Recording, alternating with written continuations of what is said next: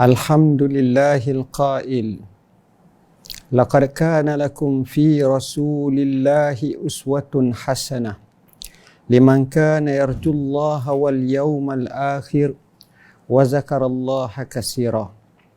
Asyhadu an la ilaha illallah wahdahu la syarikalah wa asyhadu anna sayyidana Muhammadan abduhu wa rasuluh. Allahumma salli wa sallim ala sayyidina Muhammad wa ala alihi wa sahbihi wa barik wa sallim, amma ba'd.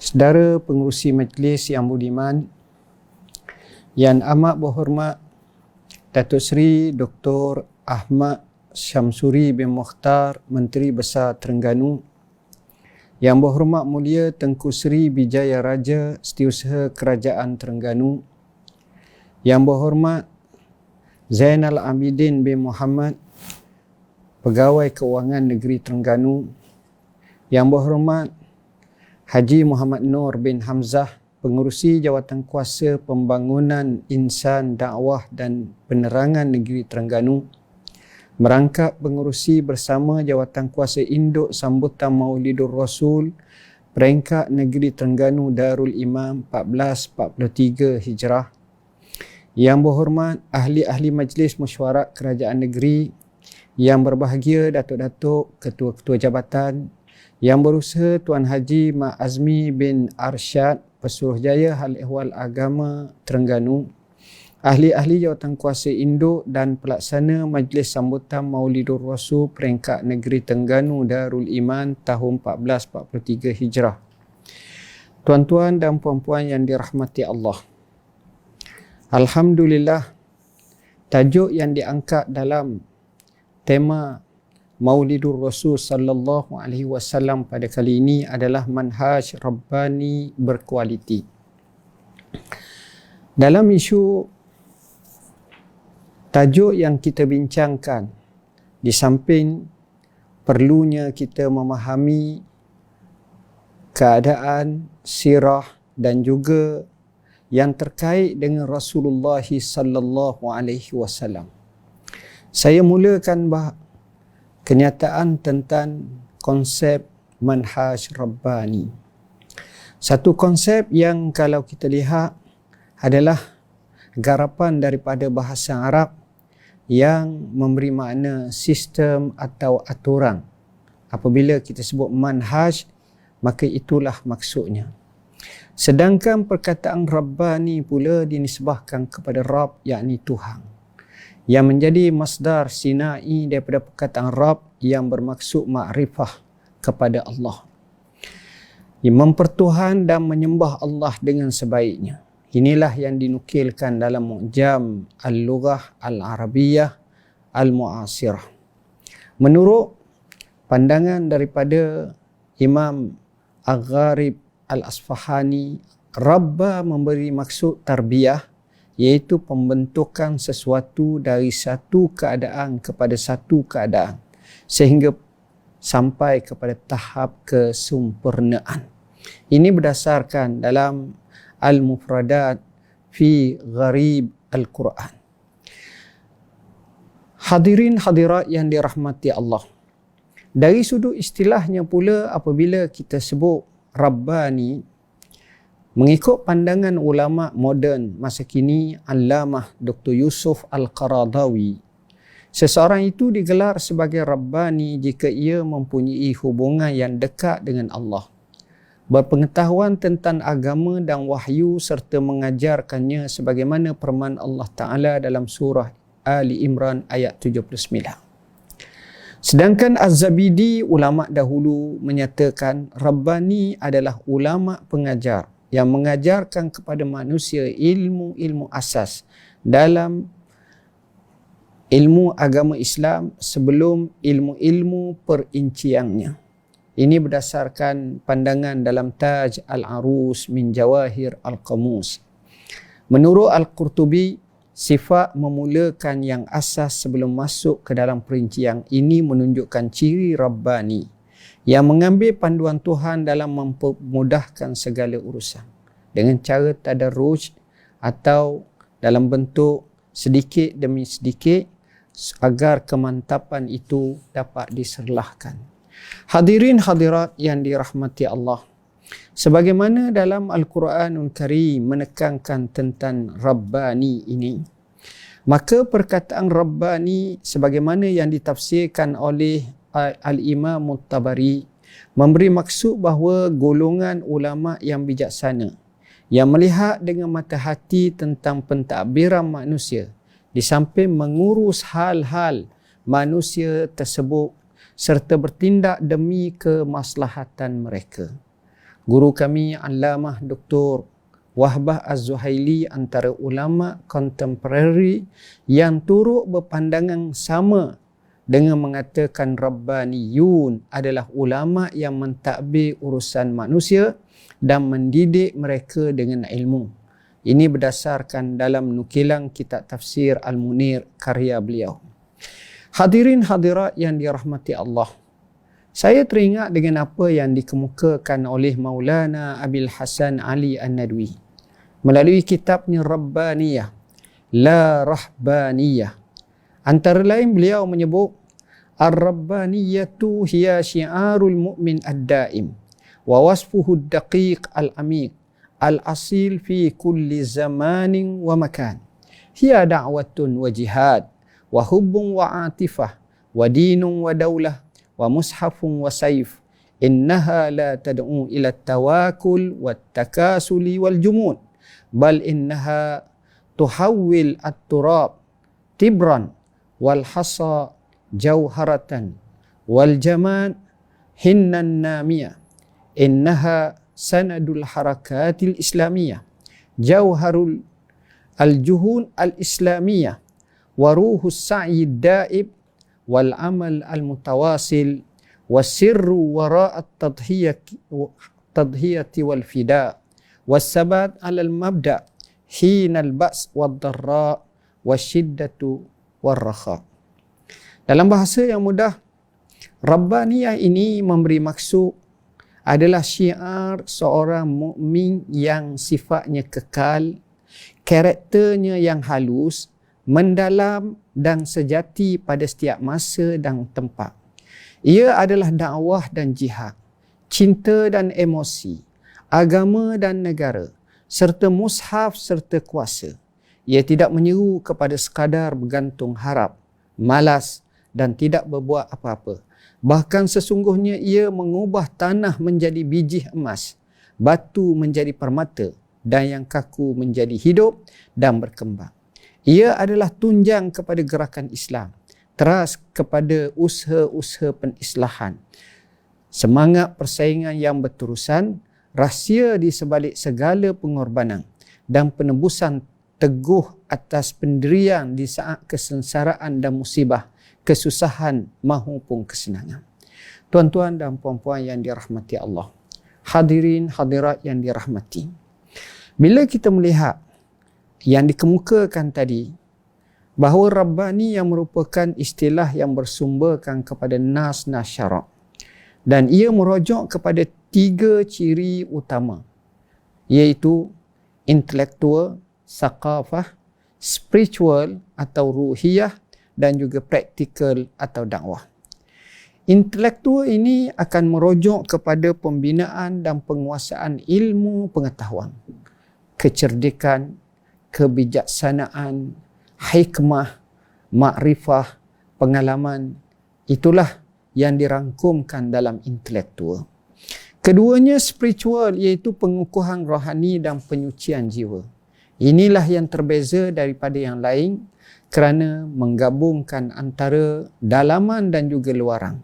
Dan yang ketiga adalah praktikal, adalah aktivitisme dakwah dan kecaknaan terhadap ummah. Kesepaduan 3 elemen ini terbina di atas matlamat pengabdian diri kepada Tuhan yang terungkap dalam kalimah Rabbani. Hadirin hadirat, muslimin muslimat yang dirahmati Allah, sebagaimana yang kita ketahui, kita sedang menyambut Maulidur Rasul sallallahu alaihi wasallam. Sambutan Maulidur Rasul sallallahu alaihi wasallam ini amat penting untuk kita zahirkan rasa cinta kita terhadap Rasulullah sallallahu alaihi wasallam. Rasulullah sallallahu alaihi wasallam sebagaimana yang dinyatakan oleh para ulama merupakan Rasul ulul azmi dan Rasul yang teragung di kalangan Rasul-Rasul sekalian. Mengenali dan makrifah Rasulullah sallallahu alaihi wasallam merupakan hal yang terpenting. Malang sekali apabila kita membiarkan keadaan diri kita jahil tentang selok-belok sirah Rasulullah sallallahu alaihi wasallam tanpa kita mengkajinya. Bayangkan nas ilahi menyebut ya'rifunahu kama ya'rifuna abna'ahum. Orang-orang Yahudi, pendeta-pendeta Yahudi lebih mengenali Rasulullah sallallahu alaihi wasallam sebagaimana mereka mengenali anak-anak mereka. Kalau mereka yang bukan Islam, mereka boleh kenal Rasulullah sallallahu alaihi wasallam seperti itu, maka alangkah baiknya kita sebagai pengikut setia, berjanji setia, dalam syahadah kita menyebut wa asyhadu anna Muhammadar Rasulullah, makanya selayaknya kita mengenal Rasulullah SAW. Namanya sebagai contoh. Beliau adalah Muhammad sallallahu alaihi wasallam bin Abdullah bin Abdul Muttalib bin Hashim bin Abdul Manaf bin Qusay bin Kilab bin Murrah bin Ka'ab bin Lu'ay bin Ghalib bin Fih bin Nadar bin Kinanah bin Khuzaimah bin Mudrikah bin Ilyas bin Mudar bin Nizar bin Ma'ad bin Adnan. Tuan-tuan dan puan-puan yang dirahmati Allah, Rasulullah sallallahu alaihi wasallam dari segi kehidupannya, susu galunya, bermula daripada kelahirannya, bahkan sebelum daripada itu, dinanti oleh umat, dinanti oleh mereka yang mengkaji tentang Nabi akhir zaman. Inilah yang disebut dalam sirah Ibn Hisham dan beberapa kitab-kitab yang lain. Hadirin hadirat yang dirahmati Allah, Rasulullah sallallahu alaihi wasallam ini bukan sebagaimana manusia biasa. Walaupun dia manusia, sebagaimana yang disebut dalam pujangga menyatakan Muhammadun basyarun wa laysa kal bashar, innahu yaqutun bainal hajar. Muhammad itu manusia, tapi dia bukan seperti manusia. Dia ibarat batu permata di celah batu-batu yang banyak. Betapa terbezanya nilai antara batu-batu jalanan dengan batu permata yang sudah tentu menjarakkan amat jauh. Itulah gambaran Rasulullah sallallahu alaihi wasallam yang Allah menyebut dengan kalimah istifa.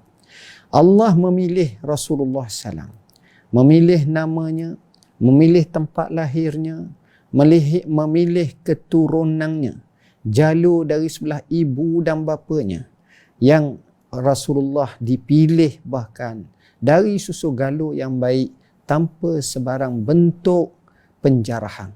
Rasulullah sallallahu alaihi wasallam menyatakan wulitu min nikahin la min sifah. Aku dilahirkan daripada pernikahan yang sebenar, bukan daripada penjarahan. Rasulullah sallallahu alaihi wasallam begitu juga Allah pilih sahabat-sahabatnya, keturunannya, semuanya adalah termasuk dalam pilihan. Hadirin hadirat muslimin muslimat yang dirahmati Allah. Kalau itu Rasulullah SAW, maka apakah tanggungjawab kita sebagai seorang muslim terhadap Rasulullah sallallahu alaihi wasallam? Selepas menekuni berdasarkan kepada pelbagai sumber dan riwayat, begitu juga daripada tokoh-tokoh para ulama, maka kami simpulkan beberapa perkara asas yang menjadi tanggungjawab sebagai seorang Islam terhadap Rasulullah SAW. Pertamanya, wajib bagi kita beriman dengan risalah dan nubuwah Rasulullah sallallahu alaihi wasallam. Dan maksud sebenar beriman dengan cara meyakini dan juga mengikuti segala syariatnya serta beramal dengannya. Kerana itu kita akan dapati rukun iman salah satunya beriman kepada Rasul-Rasul, termasuk dalamnya kepada Rasulullah sallallahu alaihi wasallam. Justru kita memahami dan mengerti akan maksud dan makna imani ini dengan sesebenarnya, yang akhirnya melayakkan kita menjadi hamba-hamba Allah yang sejati dan yang sebenarnya. Keduanya, mengikut dan mematuhi segala titah perintah Rasulullah sallallahu alaihi wasallam. Hal ini berdasarkan kepada firman Allah Taala, "Qul in kuntum tuhibbunallaha fattabi'uni yuhibbukumullah wa yaghfir lakum dzunubakum." Katakanlah, jika kamu benar-benar mencintai Allah, maka ikutilah aku. Nescaya Allah Subhanahu wa taala mengasihi dan mengampuni dosa-dosamu semuanya. Ini menggambarkan kepada kita, Allah sangkutkan, Allah ikatkan tanda seseorang itu cinta kepada Allah, mestilah mengikut Rasulullah SAW. Bila mengikut Rasulullah SAW, barulah datang apa yang dinamakan Allah akan kasih kepada mereka. Jadinya, kita tidak boleh hanya mendakwa kita cinta kepada Allah Subhanahu wa taala tanpa kita mengikut sunnah Rasulullah sallallahu alaihi wasallam, amalan Rasulullah sallallahu. Bayangkan ketika kita salat, hadis sahih riwayat Al-Bukhari, sabda Rasulullah sallallahu, "Sallu kama ra'aitumuni usalli." Kamu salatlah sebagaimana kamu lihat aku salat. Ketika mana kita mengerjakan ibadat haji, menunaikan manasik haji, Rasulullah SAW dalam Hajjatul Wada pernah menyatakan kepada para sahabat, "Khuzu anni manasikakum fa inni la adri la'alli la alqakum ba'da 'ami hadza." Ambillah daripadaku ibadat haji kamu, kerana aku tak sangka dan tak yakin adakah aku akan dapat bertemu dengan kamu selepas daripada tahun ini. Ketiganya, Rasulullah sallallahu alaihi wasallam hendaklah kita merasa rindu kepadanya. Rindu, cinta, kasih dia bukan sekadar lafazan, tetapi dengan perasaan. Untuk nak menzahirkan perkara tersebut, maka kewajiban bagi kita mengkaji sirah Rasulullah SAW, mengkaji sunnah Rasulullah SAW. Terlalu banyak dalam kitab-kitab tentang sifat yang Rasulullah SAW tunjulkan. Sirah Rasulullah, kehidupan Rasulullah. Seperti dalam kitab Asy-Syama'il oleh Al-Imam At-Tirmizi, bahkan seorang ulama kontemporari yang terkemuka, iaitu Syekh Mubarakfuri, Safiyur Rahman Mubarakfuri, telah mengkaryakan satu karya yang terbaik dan susunan yang paling lengkap tapi ringkas, yang ditajukkan dengan Ar-Rahiqul Makhtum. Adapun sebelum daripada beliau, maka kita dapati ada yang mengkaji dalam bentuk fiqhnya. Al-Syekh Mufakkir Islami Muhammad Al-Ghazali rahimahullah telah mengkaryakan kitab Fiqhu As-Sirah yang dianggap antara fiqhu sirah yang terbaik. Begitu juga yang dikaryakan oleh guru kami, Allamah Syekh Muhammad Sa'id Ramadan Al-Buti, dengan tajuk yang sama, Fiqhu Sirah. Dan begitu juga selepas daripada itu, kita lihat seorang tokoh yang berwibawa, Syekh Dr. Munir Ghadban, melalui kitabnya Fiqhu Sirah Al-Harakiyah yang cukup menarik. Kami juga mengemukakan sebuah buku kecil yang ditajukkan dengan Makrifah Rasulullah sallallahu alaihi wasallam. Hadirin hadirat muslimin muslimat yang dirahmati Allah. Antara tanggungjawab kita kepada Rasulullah SAW adalah tidak menentang syariatnya. Hal ini berdasarkan firman Allah Ta'ala, "Falyahzaril ladzina yukhalifuna an amrihi an tusibahum fitnah aw yusibahum adzabun alim." Mafhumnya, maka hendaklah orang yang menyalahi perintah Rasul dan melakukan maksiat kepadanya merasa takut akan ditimpa fitnah atau ditimpa azab yang pedih. Justru elakkan kita daripada bercanggah dan menyalahi apa yang dititah perintahkan oleh Rasul kita sallallahu alaihi wasallam. Begitu juga jika Allah mentakdirkan kita mempunyai kekuatan keuangan dan sedikit kemampuan, maka ziarahilah makam Rasulullah sallallahu alaihi wasallam serta masjidnya. Inilah yang dilakukan oleh para sahabat radhiyallahu anhum, dan gesaan Rasulullah SAW kepada umatnya. Di samping itu, hendaklah kita memperbanyakkan selawat dan salam ke atasnya. Ini kerana selawat dan salam mempunyai banyak fadilat dan kelebihan. Al-Imam As-Sakhawi telah mengkaryakan satu buku yang terbaik bertajuk Al-Qaulul Badi' fi Salati 'alal Habib Syafi', menerangkan tentang kelebihan dan fadilat selawat atas Nabi sallallahu alaihi wasallam. Seterusnya, kita hendaklah mentaati Rasulullah SAW dengan menyebarkan sunnahnya. Hal ini berdasarkan nas Al-Quran Karim. Qul ati'u Allah war Rasul fa in tawallaw fa inna Allah la yuhibbul kafirin. Katakanlah, hai Muhammad, taatilah kamu kepada Allah dan Rasulnya. Oleh itu, jika sekiranya kamu berpaling, maka sesungguhnya Allah tidak suka kepada orang-orang yang kafir. Ibn Katsir rahimahullah menyatakan, Rasulullah sallallahu alaihi wasallam diutuskan untuk seluruh makhluk, sama ada golongan jin dan manusia. Seandainya seluruh nabi dan rasul, bahkan seluruh ulul azmi dari kalangan para rasul masih hidup pada zaman Rasulullah SAW, maka mereka wajib mengikutinya.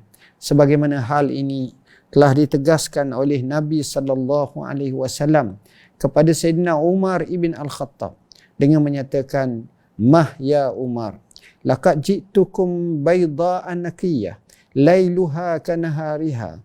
Wallahi law kana Musa hayya, ma wasi'ahu illa ittiba'i." Atau kama qala, cukup wahai Musa, cukup wahai Umar, sesungguhnya aku telah membawa satu syariat yang putih bersih, jelas dan suci tulus mulus. Malamnya ibarat siangnya, tanpa sebarang keraguan. Wallahi, jika sekiranya Nabi Musa masih hidup, dia tidak ada ruang dan peluang, melainkan dia mesti mengikut aku. Hadirin hadirat yang dirahmati Allah, begitu juga kita menyampaikan apa yang Nabi SAW sampaikan. Ballighu anni walau ayah. Hadis sahih riwayat Bukhari. Sampaikanlah kalian daripadaku walaupun hanya sepotong ayat, walaupun hanya sekadar itu. Dan Syekh Mubarak Puri menjelaskan, hadis ini menunjukkan kepada kita untuk menyampaikan satu ayat daripada Al-Quran, walaupun ayat tersebut pendek. Hadis ini boleh dipahami bahawa Nabi SAW menuntut kepada kita untuk menyampaikan hadis-hadis baginda SAW. Hadirin hadirat yang dirahmati Allah, poin yang terakhir adalah mengasihi dan mencintai Rasulullah SAW. Apabila kita sebut mahabbah seperti ini, sewajarnya cinta itu mengatasi segala-galanya. Kerana cinta kepada Rasul ini adalah cinta imani. Bahkan dengan cinta itu akan terzahir rasa manisnya iman. Dalam hadis yang sahih, Rasulullah sallallahu alaihi wasallam bersabda, "Salasum man kunna fihi wajada halawatal iman, an yakuna Allah wa rasuluhu ahabba ilaihi mimma siwahuma, wa an yuhibbal mar'a la yuhibbuhu illa lillah, wa an yakraha an ya'uda fil kufri kama yakrahu an yukzafa finnar." 3 perkara, siapa yang memperolehinya sudah barang tentu akan merasai manisnya iman. Allah dan Rasul terlebih dia kasih daripada segala-galanya, dan dia kasih kepada seorang semata-mata kerana Allah, dan dia benci kalau dia kembali kepada kufur, sebagaimana dia benci kalau dia dicampakkan ke dalam api. Tuan-tuan dan puan-puan yang dirahmati Allah, mengasihi Rasulullah sallallahu alaihi wasallam ini, kita boleh tengok bagaimana sikap yang telah ditunjukkan oleh sahabat. Saya teringat satu kisah. Sayyidina Bilal bin Rabah Al-Habashi, tak kala beliau menerima berita kewafatan Rasulullah SAW, beliau amat sedih. Begitu juga para sahabat yang lain. Setiap kali melaungkan azan, adanya kalimah asyhadu anna Muhammadar Rasulullah, dia tersekat-sekat, bahkan dia menangis. Akhirnya dia mengambil kesimpulan dan dia telah membuat satu pendapat atau keputusan. Dia tidak lagi mahu menjadi muazzin. Dan dia tak tahan. Dia berhijrah ke Syam, duduk di Syam. Satu hari selepas bertahun-tahun, Dia bermimpi Rasulullah sallallahu alaihi wasallam yang kata, kenapa kamu tak ziarah aku? Makanya dia musafir dan ziarah Rasulullah SAW. Dan ketika itu Hasan dan Husin sudah mula besar. Ketika itulah mereka meminta untuk mendengarkan buat kali terakhirnya untuk Rasulullah untuk diazankan di Masjid Nabi. Dengar sahaja suara Bilal, maka semuanya yang menangis, dan ketika itulah mereka tak dapat menahan sahabat-sahabat kerana mengingati nostalgia bersama Rasulullah sallallahu alaihi wasallam. Bilal bin Rabah Al-Habashi, tak kala hampir menjelma waktu kematiannya, isterinya menangis. Lalu isterinya berkata, antara kata-kata isterinya, "Wah hazna, alangkah duka citanya." Bahkan dia menyanggah dengan menyatakan, "Wa farhata, ghadan nalqal ahibbah, Muhammadan wa sahbah." Alangkah gembiranya. Ini pelik, sahabat bila nak mati dia gembira.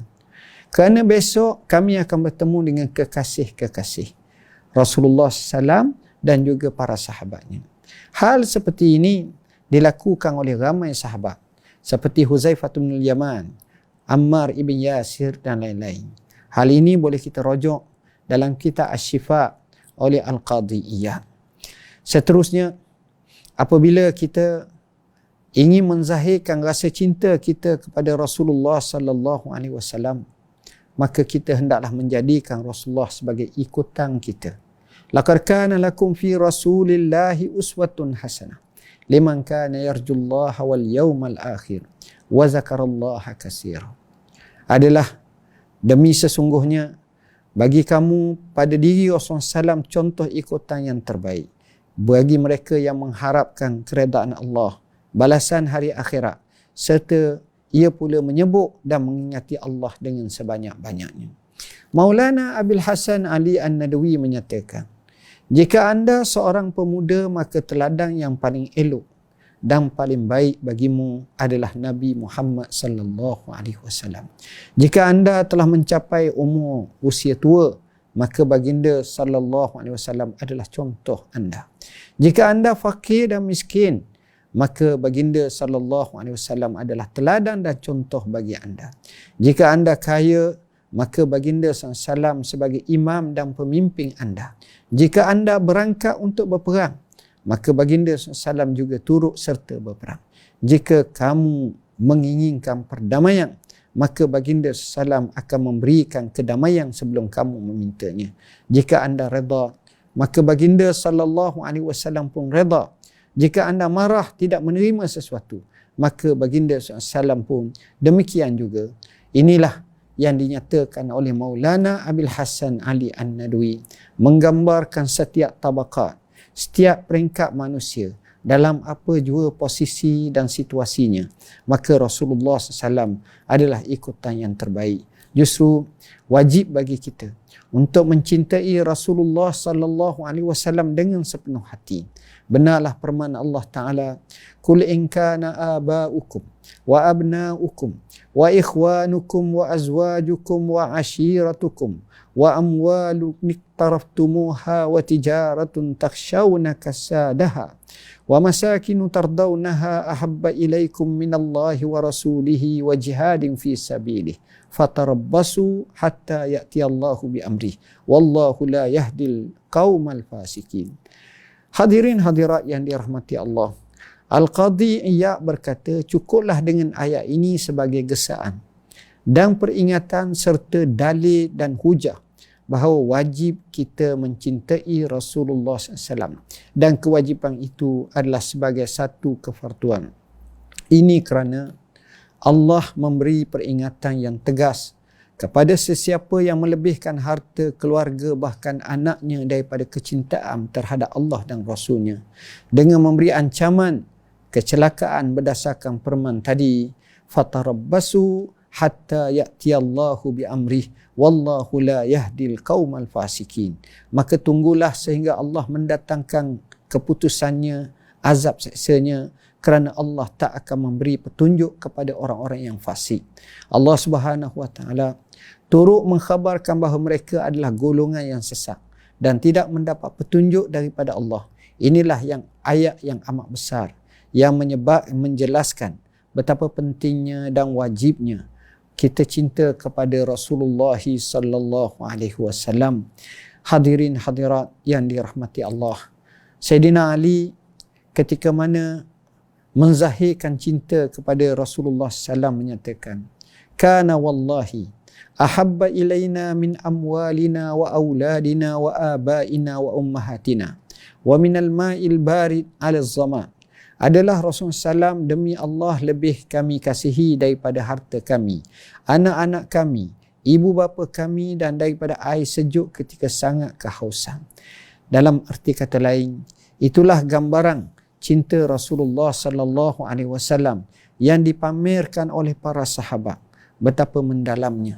Justru marilah sama-sama kita mengambil semangat Maulidur Rasul sallam di peringkat negeri yang dilangsungkan pada kali ini untuk kita menzahirkan cinta kita kepada Rasulullah sallam, dan kita berhak mendapat syafaat daripadanya, dan ketika itu kita akan menjadi golongan yang benar-benar mematuhi perintah Rasulullah sallallahu alaihi wasallam, membanyakkan selawat, mengikut dalam kehidupan Rasulullah sallallahu alaihi wasallam, dan akhir sekali kita mengharapkan kita juga akan bersama dengan Rasulullah sallallahu alaihi wasallam di hari akhirat kelak, berdasarkan kepada hadis bila mana sahabat Nabi sallallahu alaihi wasallam yang mana dia amat cintakan Allah dan Rasul, maka jawab Rasulullah sallam, anta ma'aman ahbabta, kamu bersama orang yang engkau kasihi.